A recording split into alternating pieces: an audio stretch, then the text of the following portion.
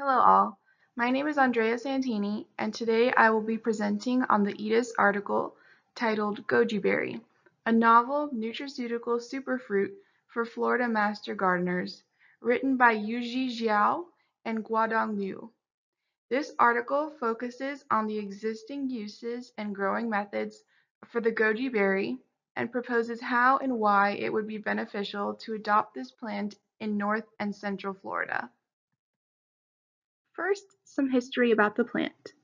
The goji berry is a plant that is native to China and is most widely grown in northwest China. It has been used for over 4,000 years in the region for food and medicine. Two of the most popular species are Lycium barbarum and Lycium chinense, which were named in the mid-1700s by Linnaeus and Philip Miller respectively. These two species are in the family Solanaceae. This family also includes other crops such as tomato, potato, eggplants, and peppers. There are 10 species in the genus Lycium, but only 7 of these are domesticated. Lycium barbarum and Lycium chinense are the two most popular species of this genus in China. Lycium barbarum and Lycium chinense have many similarities both in the physical characteristics and molecular characteristics, but they also have many differences, including the fact that Lycium barbarum has 24 chromosomes as opposed to the 24 to 48 chromosomes of Lycium chinense. Further, the Lycium barbarum species is slightly larger and sweeter than Lycium chinense, and it is more widely grown. This article will be discussing the Lycium barbarum species specifically, which I will also be referring to as the goji berry. Goji berry is a woody shrub, which can grow up to about 12 feet tall and 4 feet wide. When grown as a crop, however, it is most common to keep it at about 3 to 6 feet tall with pruning. The stems are long with a yellowish-brown color, and it is riddled with small thorns. Its branches are thin and resemble a weeping willow with their curved and drooped appearance. Its somewhat succulent leaves are usually a grayish color and measure slightly over half an inch in length and width. Its flowers bloom in a purplish color from June to September and are followed by green berries which turn scarlet or red-orange upon maturity from August to October. As you may have guessed based on its origin in China and its somewhat succulent leaves, the goji berry thrives in arid to semi-arid warm climates with monthly average temperatures ranging from 59 to 68 degrees Fahrenheit. Seeds germinate at 45 degrees Fahrenheit, but can tolerate temperatures as low as 27 degrees Fahrenheit. The U.S. Department of Agriculture has classified its plant hardiness zone to be between zones 4B and 9B, which makes it favorable for growing in Florida. Goji berry plants prefer full sun with sandy or loam soils with a pH between 6.5 and 8.1, but they are highly tolerant. For some, this may bring up concern for the goji berry becoming an invasive species due to its tolerance of infertile soils and unfavorable growing conditions. But the Florida Department of Agricultural and Consumer Services Division of Plant Industry Botanists have determined that the plant is not, in fact, invasive. These characteristics can allow for the goji berry to potentially thrive in Florida as a cash crop. Planting goji berries can be done from seeds or from cuttings, though it is most common and easiest to propagate them from cuttings. This can be done either directly in the soil or in a container of at least 5 gallons, as the goji berry grows a long taproot. If planted directly in the soil, the in-row spacing should be at least 3 to 5 feet apart, with at least 6 to 8 feet of distance between each row. Since the plant is not commonly grown in Florida, growers can order seedlings from other states which have adopted the plant more widely, such as New York, if necessary. When irrigating, there are several different methods that will work, such as sprinkling or micro-sprinkling, but the best method is drip irrigation to reduce the amount of runoff, discourage pests and diseases, reduce evaporation, and ensure the plant is receiving the adequate amount of water that it needs. This amount will vary based on the size and maturity of the plant, the soil type, and the time of year, but generally, growers should aim for about 1 inch of irrigation water per week.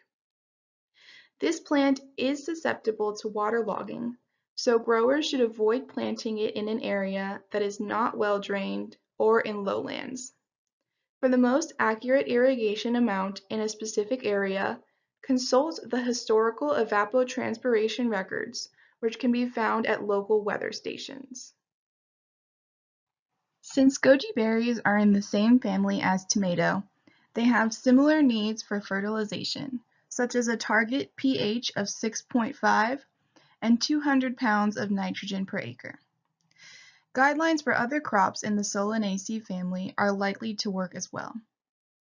Though we previously mentioned that goji berries are tolerant of infertile soils, they do best on fertile soils, particularly when fertilizers are applied in the springtime. The top 3 most essential nutrients are nitrogen, phosphorus, and potassium. Nitrogen, being the most essential, can be applied in the forms of urea, ammonium sulfate, ammonium nitrate, and UAN32. The second most essential nutrient, phosphorus, can be applied in the forms of triple superphosphate and double superphosphate. Potassium, the third most essential nutrient, can be applied in the forms of potassium sulfate and potassium chloride.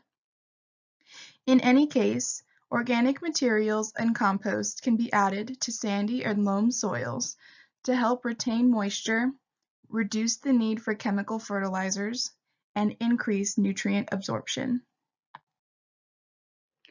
An integral part of maintaining the goji berry plant is pruning. This helps to ensure a productive canopy structure with enough light distribution for the whole plant. Specific pruning practices for Florida, and even for the whole United States, needs more research. But until then, pruning practices for other areas can be followed. Growers should avoid pruning in the first year to promote more fruit yield and stronger roots.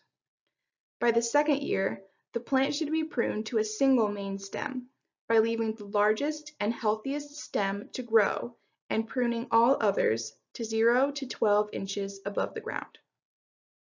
Once the main stem grows to 16 to 18 inches, the tip of the stem should be carefully pruned to encourage lateral growth. All other spindly stems and dead or damaged branches should be removed, and this time can be used to improve the shape of the plant to one of the 3 desirable shapes: umbrella, 3-level, or cylindrical. In the summer, all new shoots, but 3 to 5 strong, healthy ones, should be trimmed from the main trunk. These should be growing less than 45 degrees from the main stem, and they will bear some fruit. A strong, upward growing shoot should be left at the top of the main trunk, as that will become the main stem for the coming year. In all pruning, keep in mind the 3 options for ideal goji berry plant shapes. The plant should maintain a canopy approximately 6 feet tall and 3 feet in diameter with 1 foot clearance from the ground. In the 3rd year, remove any undesired stems in the winter and maintain one of the 3 pruning shapes in the summer. The areas where larger branches are trimmed will result in new shoots with the most fruitful stems. New shoots around the trunk, however, will not yield fruit and should be removed. Any root sprouts should be removed and can be replanted in a different location if desired, and the process repeated with these new sprouts if replanted. In all things, it is important to be on the lookout for diseases and pests that have been observed in goji berry plants. To keep away larger foraging animals such as deer, squirrels, birds, and rabbits from the plant, Netting the crop and installing fencing around the crop can help deter these animals. Pests such as aphids, goji berry mites, and goji berry leaf beetles can be controlled with chemical insecticides or with agricultural soap. The three main diseases that the goji berry plants can suffer are powdery mildew, runny gum disease, and root rot. Powdery mildew can be prevented by ensuring that the plant has adequate air circulation, and runny gum disease can be prevented by spraying a 2% copper sulfate solution once weekly. Harvest time can vary based on climate. For example, in California, the berries become ripe in midsummer, but in China, the harvest season begins in August and ends in October. Fruits will be ready for harvest when ambient temperatures are between 68 and 77 degrees Fahrenheit. The fruits are red or orange, and the peduncle loosens. This can be up to every 10 to 15 days, 8 to 10 times per year upon favorable conditions, with maximum yields in China being approximately 7,000 pounds per acre. Fruits are harvested by hand for berries that are intended both for fresh and processed consumption. If the berries are meant to be kept fresh, they can be stored for about a week at room temperature before drying out, or for several weeks when refrigerated. If the berries are meant to be processed, the fruits are spread in a thin layer for drying at room temperature for 2 to 3 days. The fruits can then be moved to lay undisturbed in the sun to finish the drying process. Once complete, the dried berries can be stored in a dark, cool place for up to a year. As a plant with such a long history, there have been many uses for the plant, from medicinal uses to culinary uses and more. Historically, in China, people used the plant for food not only for the edible berries, but also for the edible leaves and the bark, which can be used for tea. The berries can be eaten fresh, made into jellies, dried out, added in juices, mixed in with sweet or savory dishes, and more. Nowadays, we recognize the goji berry as a superfruit due to the densely packed vitamins and nutrients that are packed in the small fruits. This slide lists in detail the energy and nutritional content of the goji berry per 100 grams. These aspects are part of what makes the goji berry a nutraceutical fruit. As shown on the previous slide, goji berries are densely packed with many beneficial vitamins and nutrients. In fact, goji berries contain as much as 355 physiologically active compounds, including alkaloids, steroids, terpenoids, and more. Goji berries contain high levels of B vitamins, vitamin C, essential amino acids, linoleic acid, polysaccharides, carotenoids, iron, zinc, and more. For these reasons, goji berries have been shown to play a role in boosting the immune system, flu protection, fatigue prevention, anti-aging, headache and insomnia relief, weight loss, improved circulation, and more. For all these nutraceutical uses, as well as the favorable growing conditions and uses in cuisine, the goji berry could be a very beneficial crop to grow in Florida. I hope you learned a lot about the goji berry through this presentation, starting with its long history in China to modern uses that we can find for it today. You can read more about the goji berry in the EDIS publication listed in the references and on the title slide. Thank you for joining us today.